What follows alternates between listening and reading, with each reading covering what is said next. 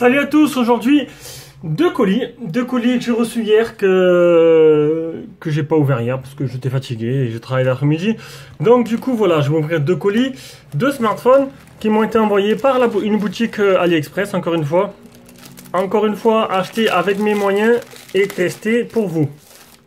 Alors le premier sera le Doogee X5 Max. Et le deuxième sera le Oukitel C3. Donc on va commencer par ouvrir lui. Donc Doogee 5 Max, Doogee tout le monde connaît. Hein. Enfin tout le monde connaît, non.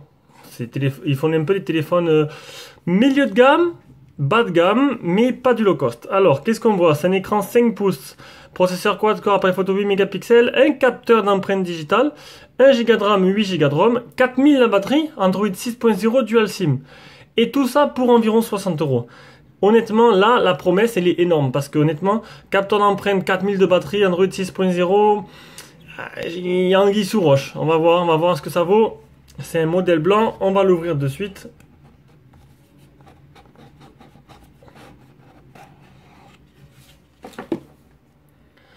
Donc là, on voit les mêmes informations. Hop.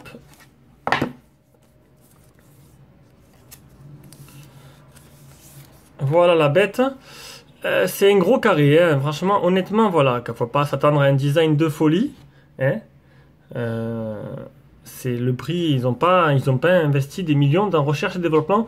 Donc le petit capteur d'empreinte qui se trouve là, deux grosses bandes en plastique sur le côté, une grosse batterie à l'intérieur, et voilà. Donc, hop, on va l'ouvrir vite fait, on va faire une présentation un peu plus longue. Comme tous les smartphones envoyés, donc ces deux smartphones ont été envoyés de France. Hein. J'ai commandé sur une boutique, mais au lieu d'arriver de Chine, ça arrive de France. Et pour quasiment le même prix. Donc voilà, tout bénef. Donc la grosse batterie. Donc à l'arrière, c'est un gros cube. Hein. Honnêtement, ce téléphone, il ne gagnera pas la palme du design. Mais tant qu'il marche bien, c'est le principal. À ce prix-là... généralement, quand on a un téléphone design, on a quelque chose qui ne va pas à côté. Donc pour l'instant, à première vue, voilà, téléphone assez correct. Dans la boîte, on a lancé en vrac le câble de rechargement, une petite notice.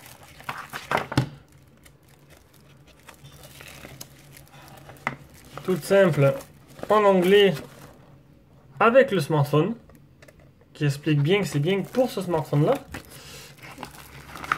Et le chargeur, le côté Doogee, c'est alors 2, il y a marqué 0,2 ampères. Donc on verra bien ce que ça donne avec l'application Ampère. Allez, il va partir en préparation. Voilà. Et le deuxième, Oukitel, avec ses boîtes magnifiques à chaque fois. Je dirais que c'est vraiment des boîtes premier prix. Donc c'est le Oukitel C3.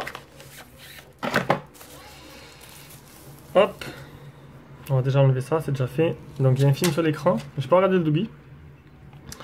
Donc Oukitel C3. L'arrière, ça fait assez design, c'est assez sympa. On a déjà vu ça quelque part. Sinon, pareil, hein, c'est pas la palme du design, c'est assez banal.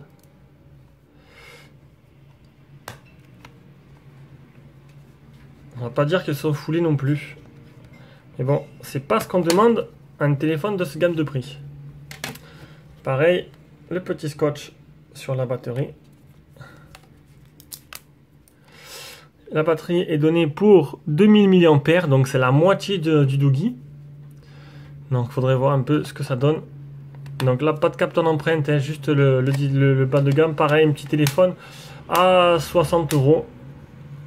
Comme tout, comme ça, j'en ai fait la spécialité sur le site. Et ce n'est pas des téléphones jetables. Petit clin d'œil à un ami, une connaissance. Vite fait, quoi. Une personne qu'on a déjà échangé quelques mots.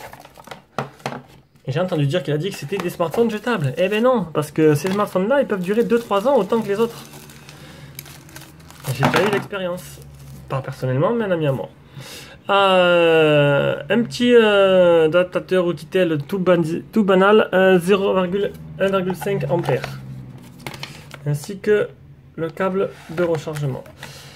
Voilà pour ces deux smartphones. Je vais les préparer, puis les tests seront disponibles dès que possible. Bisous à tous.